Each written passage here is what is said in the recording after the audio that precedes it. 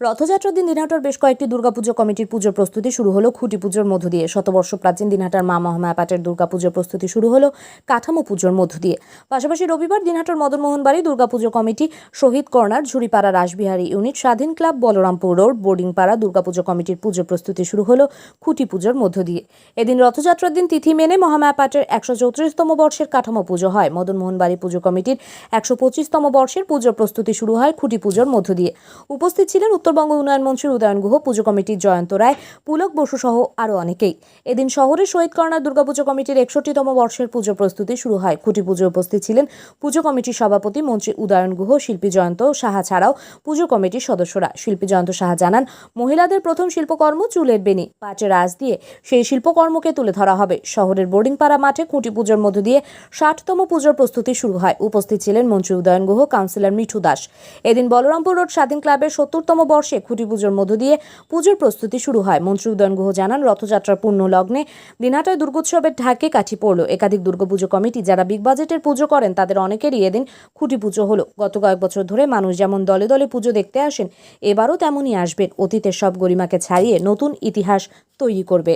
জানি না, পুজো মান ক্রমশ বৃদ্ধি পাচ্ছে এবং দিনহাটার পুজোর মান বৃদ্ধি করবার ক্ষেত্রে যাদের ঐকান্তিক প্রচেষ্টা এবং ইচ্ছে থাকে প্রত্যেকবার, তাদের মধ্যে অবশ্যই স্বাধীন ক্লাবের কথা বলতে হবে। বলরামপুর রোডের স্বাধীন ক্লাব এরাও খুব ভালো পুজো করে এবং এবার শুনছি যে সবাইকে চ্যালেঞ্জ দিয়ে একেবারে অনেকটা এগিয়ে যাওয়ার জন্য প্রচেষ্টা চালাচ্ছে।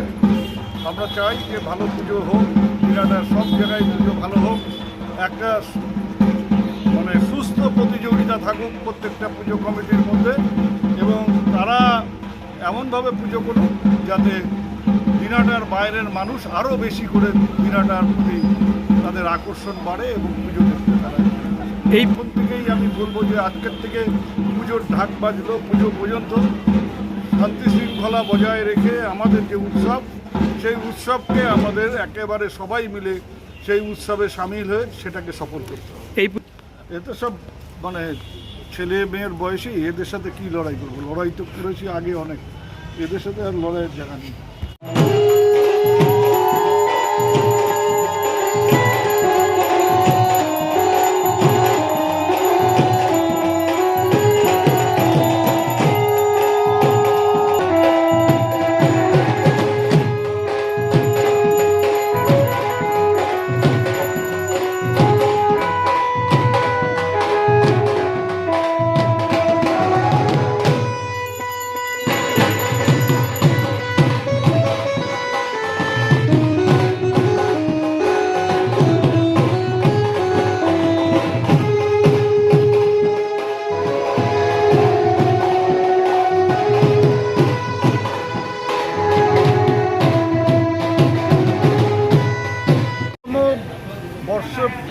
পুজো এখানে হচ্ছে শহীদ কর্নারে, কিন্তু আজকের এই রথযাত্রার পূর্ণ লগ্নে দিনহাটার দুর্গোৎসবের ঢাকে বাড়ি পড়ল।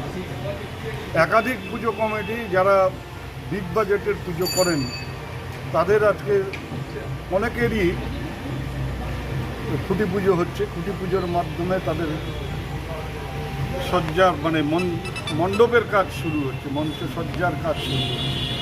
তা আমি আশা করি যে প্রতিবারের মতন এবারও দিনহাটার একটা নতুন আকর্ষণ তৈরি করবে।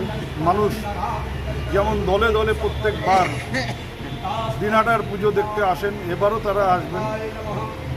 অতীতের গরিমাকে ছাড়িয়ে নতুন ইতিহাস তৈরি করবে দিনহাটার পুজো, এটা আমি দিনহাটাবাসী হিসেবে বিশ্বাস। আর আমাদের এখানে শহীদ কর্নারের পুজো, তার মণ্ডপ সজ্জা, তার বিভিন্ন আকর্ষণ যেমন অতীতে যেমন ছিল সেরকম তো থাকবেই। এবং এবারের থিম যেটা আমাদের যিনি মণ্ডপ করছেন, মণ্ডপ সজ্জা আছেন জয়ন্ত, আমাদের দিনহাটার স্থানীয় ছেলে, সে নারীদের যে শিল্প, হাতে করি, শিল্পের হাতে করি, বেনি বাঁধার মন্ত্র থেকে শুরু হয়, সেটাকেই তুলে ধরবে এবারের মঞ্চসজ্জার মধ্যে। মঞ্চ যেমন আমাদের প্রত্যেকবার মণ্ডপ যেমন আকর্ষণ করে সাধারণ মানুষকে, এবারও করবে। এবার আমার একটা বাড়তি সংযোজন বা আশা যে এবার শহীদ কর্নারের প্রতিমা বাড়তি আকর্ষণ থাকবে মানুষের কাছে। এই প্রতিমা দর্শন করবার জন্যই অনেকে আসবেন বাইরে থেকে, এটা বিশ্বাস আমার।